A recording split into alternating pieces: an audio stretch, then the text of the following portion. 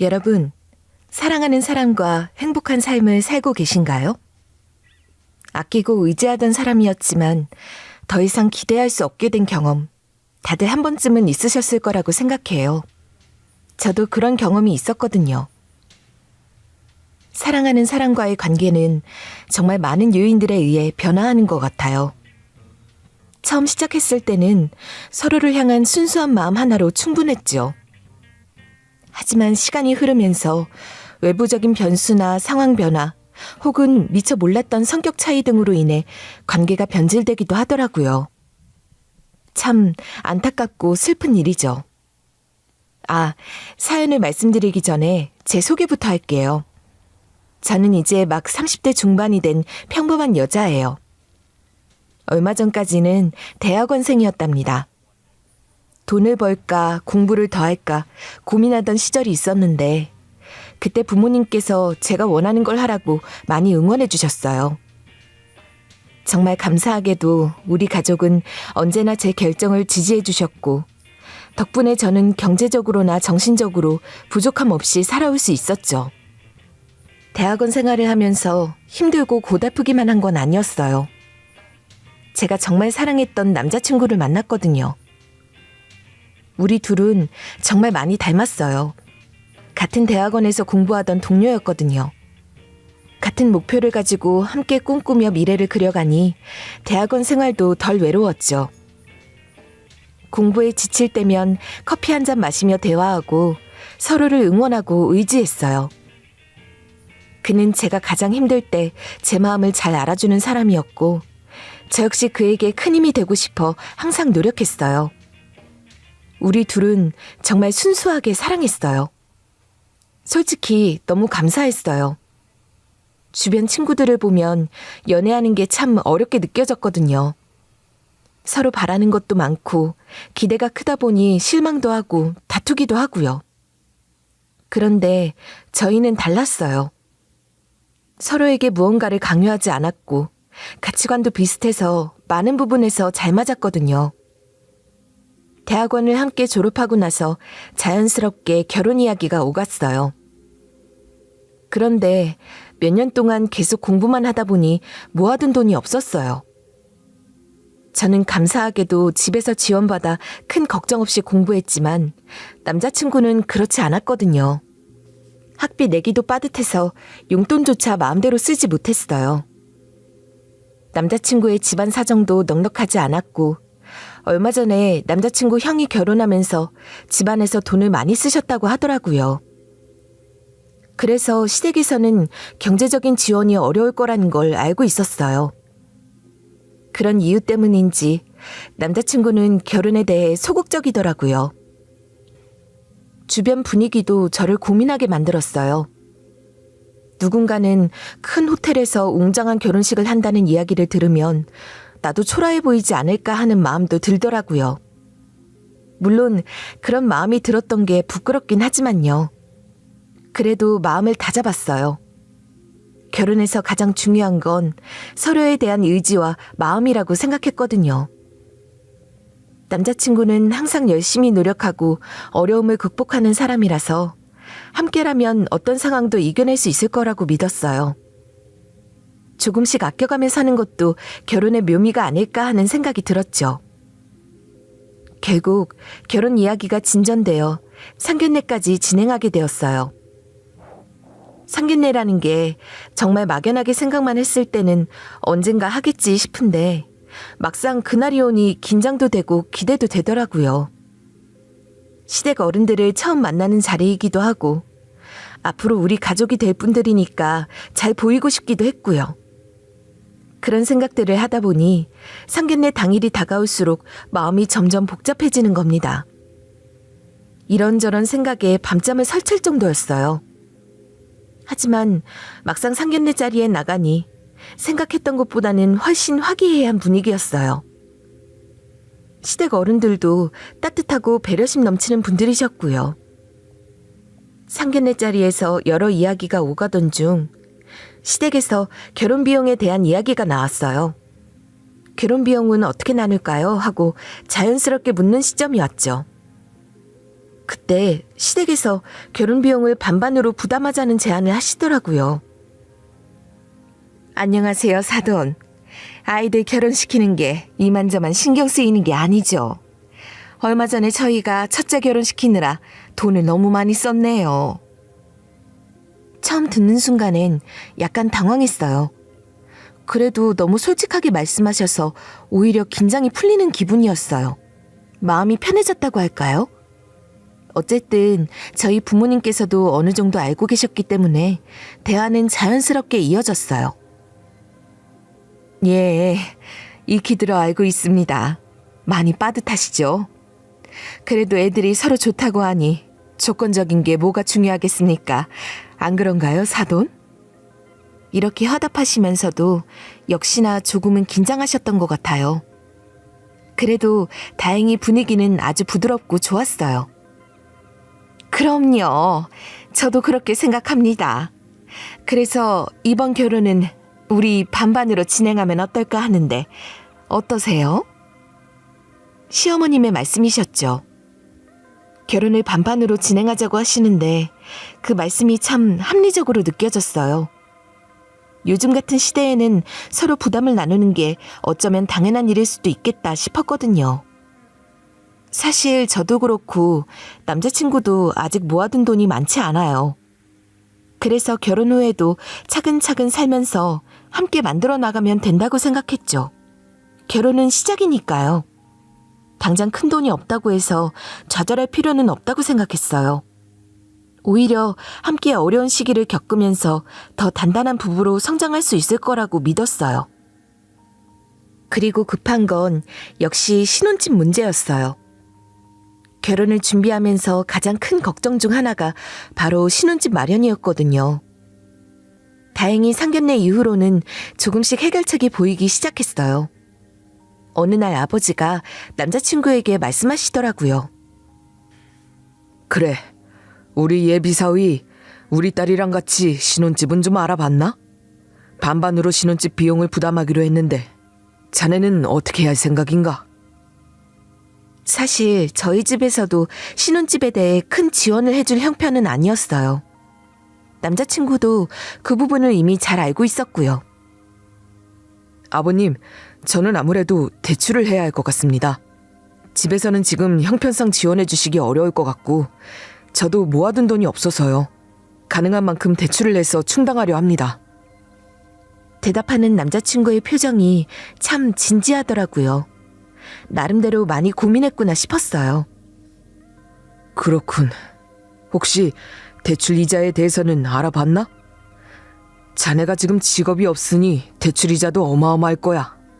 딸이랑 신혼생활 하려면 조금 즐기기도 해야 할 텐데 대출금에 대출 이자 갚으려면 마음의 여유가 없을 것 같군. 아버지의 걱정은 충분히 이해가 갔어요. 저도 결혼 후 경제적인 문제로 남자친구와 갈등을 겪고 싶지 않았거든요. 예, 아버님. 그렇긴 한데 별다른 방안이 없습니다. 남자친구가 깊이 고민한 끝에 내린 결론이라 더 이상 뭐라고 할 말이 없었어요. 그러자 아버지가 잠시 생각하시더니 이렇게 말씀하시는 거예요. 그래, 다 알아봤구나. 그래서 말인데 내가 우선은 신혼집 비용을 모두 내줄 테니 살면서 천천히 자네가 비용 절반을 나에게 갚아나가면 어떤가? 대신 우리 딸 행복하게 해줘야 하네. 그 말을 듣고 나서 정말 너무 놀랐어요. 아버지가 그런 결정을 하실 줄은 몰랐거든요. 저와 남자친구 모두 아버지께 너무 감사했어요. 딸을 위해서 예비사위를 믿어주신 우리 아빠가 고맙고 또 한편으로는 짠하기도 했어요. 아빠도 늘 열심히 사시면서도 저를 경제적으로 지원해 주시는 걸 너무 잘 알고 있었기 때문에 더 감사한 마음이 들었죠. 앞으로 아빠에게 더 잘해야겠다고, 살면서 몇 배로 갚아야겠다고 다짐했어요. 이렇게 우리는 수월한 상견례를 마쳤고 수월한 신혼집 마련까지 끝마쳤죠. 결혼 준비가 듣던 것보다 훨씬 수월하다는 생각을 했습니다. 저희가 간소하게 해서 그런 건가라고 생각하며 이렇게 결혼하기로 결심한 저 스스로에게 매우 뿌듯해했답니다. 그런데요, 여러분, 저 그때는 전혀 몰랐어요. 앞으로 어떤 파국이 시작될지요. 상견례가 끝나고 나서 결혼 준비가 본격적으로 시작되었어요. 사실 상견례 전까지만 해도 시댁 식구들과 잘 지낼 수 있을 것 같다는 긍정적인 생각이 컸었죠. 시어머니와 예비 아주버님도 상견례 자리에서는 굉장히 다정하시고 배려심 깊어 보였거든요. 그런 분들이니까 결혼 생활도 크게 걱정할 필요가 없겠다는 생각을 했었어요. 하지만 상견례가 끝난 이후로 시댁 식구들의 태도가 조금씩 변하기 시작하는 것 같다는 걸 느꼈어요. 그러던 어느 날 집에서 한가롭게 쉬고 있었는데 갑자기 집 벨이 울리더라고요. 누가 오지? 싶었어요. 전혀 예상치 못한 상황이라 처음에는 그냥 배달이 잘못 왔나 싶었어요. 그런데 나가보니 놀랍게도 예비 시어머니와 예비 아주버님이 계셨어요. 정말 예고도 없이 갑자기 저희 집 앞에 서 계셨더라고요. 너무 당황했어요. 평소에 친하게 지냈던 것도 아니고 저희 집을 미리 알리고 방문하신 것도 아닌데 이렇게 불쑥 찾아오시다니. 솔직히 머리가 새하얘졌어요. 어머님 혼자도 아니고 아주버님까지? 정말 상상도 못했던 상황이라 순간 당황스럽기도 하고 무슨 일이 있나 싶기도 했죠. 그렇지만 어쨌든 어른들이니까 예의는 지켜야 하잖아요. 그래서 최대한 웃음으로 반갑게 맞이하려고 애썼어요. 어머니, 아주버님, 오셨어요. 말씀도 안 하시고 갑자기 무슨 일이세요? 내심 걱정도 되더라고요. 왜 갑자기 찾아오셨을까? 결혼 준비에 무슨 문제가 생긴 건가? 여러 생각이 머릿속을 스치고 있었죠.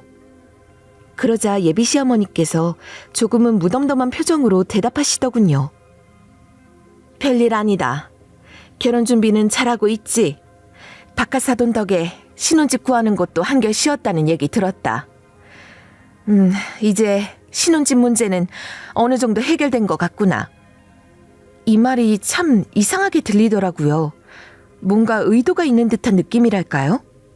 왜 이런 말을 하시는 거지? 싶었죠. 솔직히 말씀드리자면 신혼집 마련에 대해 예비 시어머니가 그렇게 크게 관심을 가지실 줄은 몰랐어요. 그래서 약간 당황스럽긴 했지만 일단은 예의 있게 대답해야 했어요. 네, 어머니. 아빠가 도와주셔서 신혼집 문제는 한시름 놓았어요. 그런데 이렇게 갑자기 찾아오시고 무슨 일 있으세요? 그러자 예비 시어머니가 조용히 주머니에서 뭔가를 꺼내셨어요. 작은 종이 한 장이었는데 펼쳐보니 삐뚤삐뚤하게 글씨가 적혀 있더라고요. 그때부터 마음속에서 불길한 예감이 들기 시작했어요. 그냥 왠지 모르게 이 종이에는 좋은 내용이 담겨있지 않을 것 같았거든요. 이건 혼수 목록인데 너 주려고 가져왔다. 간소하게 적어왔으니 한번 읽어봐. 부담될 수 있으니 많이는 안 적었어. 요즘 젊은이들은 휘황찬란하게 결혼하는 게 대세라는데 우리는 그런 거 필요 없고 소소하게 이 정도 선에서 해오면 될 것 같구나. 예비 시어머니가 이렇게 말씀하시는데 순간적으로 머릿속이 하얘졌어요. 상견례에서 분명히 반반 결혼을 하기로 결정됐잖아요. 반반 결혼이라면 당연히 모든 비용을 반반씩 나누는 거라고 생각했었거든요. 그런데 지금 갑자기 혼수 이야기를 꺼내시니까 당혹스러울 수밖에 없었어요. 네? 혼수 목록이요? 갑자기 무슨 반반씩 비용을 부담해서 결혼하기로 상견례 때 이야기 끝난 걸로 아는데요? 솔직히 저는 제가 뭔가 잘못 들은 건 줄 알았어요. 정말 그랬어요. 상견례에서 분명히 반반 결혼이라고 이야기했잖아요. 그런데 지금 갑자기 저 혼자서 혼수를 준비하라는 말씀을 하시는 게 어이없고 황당했죠. 그랬더니 시어머니가 굉장히 단호한 목소리로 말씀하시는 거예요. 며느리야, 너는 뭔가 착각한 것 같구나. 너 왜 없는 말을 지어서 하니? 반반 결혼이라고 하면 집값에 있어서만 반반으로 한다는 뜻인 거야. 네가 사회생활을 안 해봐서, 경제활동을 안 해봐서, 아니, 상식이 부족해서 잘 모르는 거다. 순간 너무 기가 막혔어요. 없는 말을 지어낸다뇨? 저는 분명히 상견례에서 결혼 비용 전반에 대해 반반으로 부담하기로 결정된 줄 알았는데 시어머니가 갑자기 그걸 부정하시면서 저를 비상식적인 사람으로 몰고 가시더라고요. 정말 답답했지만 일단은 침착하게 말을 이어갔어요. 없는 말을 지어서 하다뇨. 분명히 결혼 비용 전체를 반반으로 하기로 했잖아요. 그리고 제가 모르긴 뭘 몰라요, 어머니. 그러자 시어머니가 조금은 짜증 섞인 목소리로 대답하셨어요. 넌 결혼이 처음이지만 나는 결혼도 해봤고 우리 첫째도 얼마 전에 결혼시켜봤지 않니? 이 정도는 누구나 정말 누구나 하는 거란다. 길거리에 누구라도 붙잡고 물어보렴. 시어머니 말씀이 점점 더 불합리하게 느껴졌어요. 갑자기 혼수를 요구하는 것도 당황스러운데 그 혼수 목록을 보고는 더 이상 말이 안 나오더라고요. 명품 그릇, 명품 지갑 같은 것들이 적혀 있었어요. 신혼생활과는 전혀 상관없는 물건들이었죠. 그걸 왜 저한테 혼수로 해오라고 하시는 건지 정말 이해할 수 없었어요. 어머니, 갑자기 혼수 말씀하시는 것도 너무 당황스러운데 명품 그릇, 명품 지갑 이런 건 뭔가요? 저희는 이런 거 필요 없어요. 신랑이랑 검소하게 알뜰살뜰 신혼생활하기로 합의했어요. 그러자 시어머니가 피식 웃으시더니 이렇게 말씀하시는 거예요. 아, 그거? 이번 혼수 목록은 너희 신혼 품목이 아니라 우리가 필요한 것들 위주로 적어봤다. 내가 예전부터 에르메스 그릇 하나 갖고 싶었거든. 이거 디자인 한번 볼래? 너무 예쁘지 않니? 아, 그리고 그 지갑은 첫째가 너무 갖고 싶다고 해서. 그 말을 듣는 순간 진짜 어이가 없었어요. 혼수라는 게 결혼을 준비하면서 신혼부부가 필요로 하는 것들을 준비하는 거라고 생각했는데 시어머니는 전혀 다른 생각을 하고 계셨더라고요. 정말 할 말을 잃었어요. 그런데 그게 끝이 아니었어요. 적어오신 물품들의 가격을 대충 합쳐보니 그 금액이 장난이 아니더라고요. 대충 계산해봐도 5천만 원은 훌쩍 넘을 것 같았어요. 명품, 명품, 명품. 도대체 누굴 위해 이 목록을 적어오신 건지 정말 어이가 없었어요. 하지만 감정적으로 대응하면 안 되겠다는 생각이 들어서 최대한 이성을 유지하려고 애썼어요. 어머니, 아무리 그래도 그렇죠. 이게 다 얼마예요? 얼핏 봐도 5천만 원이 넘는 금액인데 갑자기 이 정도 혼수를 해오기에는 너무 부담이 돼요. 제가 돈을 벌고 있는 것도 아니고요. 그리고 신혼집도 우선은 친정에서 마련해 주신 거잖아요. 더 이상은 저도 집에 부탁 못해요. 저도 염치가 있죠. 그리고 다 떠나서 왜 제가 혼수까지 준비해야 하는지 모르겠어요. 이 말을 듣고 시어머니가 고개를 갸웃하시며 웃으시더군요. 얘야, 친정에 부탁을 못하겠다는 건 너의 사정이지. 내가 그 사정까지 고려할 필요는 없잖아? 그리고 30대 중반이 된 여자가 결혼하면서 혼수해올 각오를 안 했어? 우리 아들처럼 멋진 남자랑 결혼하는데 이 정도가 대수니? 그 대답을 듣고 숨이 턱 막히는 기분이었어요. 30대 중반 된 여자라는 표현도 모자라서 마치 제가 큰 실수를 하고 있다는 듯한 시어머니의 태도가 너무나 황당했어요. 순간 결혼을 결심했던 제 판단이 잘못된 건 아닌가 싶더라고요. 신혼집 돈도 아들이 갚기로 했는데 왜 오히려 저한테 생색을 내는지 정말 기가 막힐 노릇이었죠.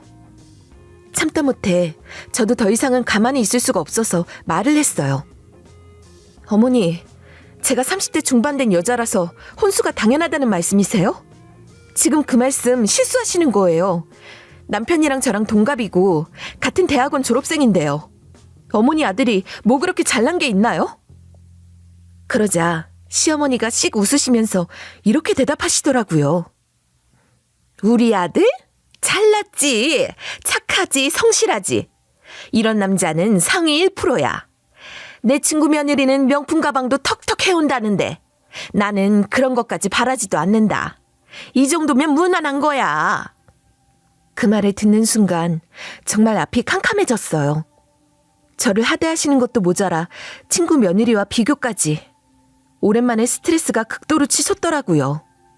본인 아들 귀한 거 아시면 저 귀한 것도 아셔야 하는 거 아닌가요? 그것도 모자라 따라오신 예비 아주버님은 옆에서 뭘 하시는 줄 아세요? 재수씨, 제가 결혼해봐서 알아요. 근데 여자 측에서 혼수는 꼭 해와야 하는 거예요. 제 와이프도 다 해왔어요. 혼수 한번 해오니까 시댁에 예쁨 받고 편하게 잘 지내잖아요. 혼수는 시댁 식구들에게 잘 보이기 위한 첫 단추예요. 답답하시면 와이프랑 한번 전화해 보실래요? 저는 그 말을 듣고 헛웃음이 나왔어요. 정말 이 상황이 웃기기도 하고 당황스럽기도 해서 순간 어이가 없더라고요. 그때 예비 아주버님이 갑자기 형님께 전화를 걸더니 지금 상황을 아주 조곤조곤 자세하게 설명하기 시작하더라고요. 그 장면이 참 이상하게 느껴졌어요. 보통은 전화로 가벼운 이야기를 하거나 간단히 전달할 내용을 말할 텐데 아주버님은 무슨 큰 문제라도 생긴 것처럼 아주 꼼꼼하게 모든 상황을 설명하더군요. 그러면서 저에게 혼수 문제에 대해 말 좀 해달라고 부탁하는 거예요. 어이가 없었지만 그 상황에서 딱히 뭘 할 수는 없어서 잠자코 듣고 있었어요. 무슨 말을 하려나 싶어서 한번 드러나 보자는 생각이었죠. 갑자기 형님 목소리가 전화기 너머에서 들려오더군요. 동서, 나예요. 지금 혼수 문제로 갈등이 있다고 들었어요. 나도 결혼할 때 혼수는 당연히 해왔거든요. 요즘 결혼에서는 혼수가 필수잖아요. 스드메에 식장에 혼수까지. 돈 쓸 각오를 안 하고 결혼을 하려고 하면 안 되는 거예요. 그래서 동서도 혼수 꼭 해와야 해요. 안 해오면 해온 저는 억울하거든요. 그 말을 듣는 순간 속에서 화가 치밀어 오르더군요. 예비 형님이 이렇게 단호하게 말하실 줄은 몰랐어요. 그리고 억울하다는 표현이 너무 납득이 안 갔어요. 혼수를 했다고 해서 왜 그게 저에게 억울한 일인지 도무지 이해할 수 없었죠. 들으셨죠? 엄마랑 제가 이상한 게 아니라 요즘 시대에 혼수는 기본이에요. 재수씨가 혼수를 안 해오면 우리 와이프가 난리 날 거예요. 자기는 왜 해왔냐면서요. 그럼 저랑 동생이랑 사이가 나빠지겠죠? 엄마는 중간에서 중재를 하겠죠. 그러다 보면 가족 분위기는 엉망이 될 거예요. 재수씨네 집에 돈도 많으시면서 그 정도는 해주셔야지. 저는 더 나서는 것도 모양새가 빠져서 여기까지 말할게요. 사실 나는 그냥 운전만 해주려고 따라왔던 건데 이 상황이 참 답답하네요. 말이 끝나자 예비 아주버님이 만족스러운 표정으로 저를 쳐다봤어요. 마치 형님의 말이 아주 합리적이고 이성적인 결정인 것처럼요. 저는 정말 기가 막혔어요. 아무리 남편을 사랑하고 결혼하는 거라지만 시댁 식구들과 평생 안 보고 살 수는 없잖아요. 그런데 이렇게 시작부터 문제가 생기니 앞길이 참 깜깜하게 느껴졌어요. 누구도 제 입장을 헤아리거나 이해하려 하지 않았고 오히려 모두가 저에게 무언가를 바라고 있는 상황이었죠. 저기요, 어머니, 아주버님. 지금 다들 한몫 챙기시려고 저희 결혼을 시키시는 건가요? 저는 물질적인 걸로 시댁에 예쁨 받기 위해 결혼하는 사람이 아니에요. 거래하러 온 게 아니라고요. 저는 그냥 남자친구가 좋아서 서로 믿고 결혼하는 거예요. 그러자 예비 아주버님이 약간 당황한 듯 웃으면서 말하더라고요. 무슨 말씀을 그렇게 하세요. 거래라뇨. 저희 와이프도 해왔듯이 이건 그냥 관례 같은 거죠. 그 말이 너무 어이가 없어서 저는 정말 한숨이 나왔어요. 저기요, 아주버님. 예비 형님이 혼수를 해왔다고 해서 저도 똑같이 해야 한다는 법은 없잖아요. 상황마다 사람마다 다를 수 있는 거죠. 그리고 저희는 친정에서 신혼집 비용까지 먼저 마련해 주신 상황이에요. 혼수 문제에 대해서는 분명히 좀 더 생각해 봐야 해요. 그 순간 분위기는 더 싸늘해졌고 예비 시어머니와 예비 아주버님, 심지어 예비 형님까지 모두가 저를 비난하는 분위기로 몰고 가고 있었어요. 그제서야 이 상황이 그 유명한 시월드가 아닐까 싶더군요. 시댁에서 벌어지는 말도 안 되는 갈등들이 드라마에서만 나오는 줄 알았는데 제 현실이 되어버렸다는 사실에 머리가 멍해졌어요. 제가 나름대로 조심스럽게 혼수 문제는 다시 한번 생각해보자고 말을 했더니 그제서야 예비 시어머니의 성격이 드러나더군요. 예, 너 참 생색내는 걸 좋아하는구나. 누가 신혼집을 공짜로 해달라고 했니? 우리 아들이 앞으로 열심히 일하면서 갚기로 했잖아. 누가 보면 네가 신혼집을 마련해 온 건 줄 알겠어? 그 말이 저를 완전히 무시하는 것처럼 느껴져서 너무 화가 났어요. 그래서 저는 최대한 침착하게 반박했죠. 어머니, 저희 아빠가 도와주시지 않았으면 저희 신혼집을 구하지 못할 수도 있었어요. 어머니 아들 대출 가는 금액이 얼마 정도 되는지는 아세요? 그러자 예비 시어머니는 눈을 크게 뜨시더니 갑자기 목소리가 높아지더군요. 뭘 자꾸 아냐고 물어! 벌써부터 시애미를 가르치려 드는 게야? 너 참 못 떼어먹은 것만 배웠구나. 이런 말까지 안 하려 했는데 너 그거 거지 근성이야. 혼수해오라고 했더니 신혼집으로 뭐가 어째? 세상에 공짜가 어딨어? 우리 귀한 아들 데려가면서 그 정도도 안 할 생각이었어? 그 말을 듣는 순간 정말 충격을 받았어요. 거지근성이라는 말이 저에게 쓰일 거라고는 상상도 못했었거든요. 누가 거지근성인지 정말 헛웃음이 나올 지경이었어요. 그 집안에 있으면 같이 동화될까봐 두려울 정도였죠. 내가 과연 이 결혼을 계속할 수 있을까 하는 생각까지 들었어요. 100번 양보해서 제가 혼수를 해오기로 했다고 해도 저에게 고마운 마음을 가져야 하는 게 도리 아닌가요? 그런데 뻔뻔하게 당연하다는 듯이 요구하는 모습을 보니 정말 어처구니가 없었어요. 그때 예비 아주버님이 또다시 어디론가 전화를 걸었어요. 이번엔 남자친구에게 전화를 거는 거였어요. 들리니? 나 형이야. 지금 엄마랑 나랑 재수 씨 집에 와 있어. 혼수 목록을 좀 적어왔거든. 엄마가 맨날 필요하다고 했던 명품 그릇 있잖아. 에르메스 그거. 그리고 내가 필요했던 지갑도 기억하지? 그런 것들 몇 개 적어서 가져왔는데 재수 씨가 아주 노발대발 하시네. 네가 어떻게 좀 해봐. 그 순간 저는 제가 잘못 들은 줄 알았어요.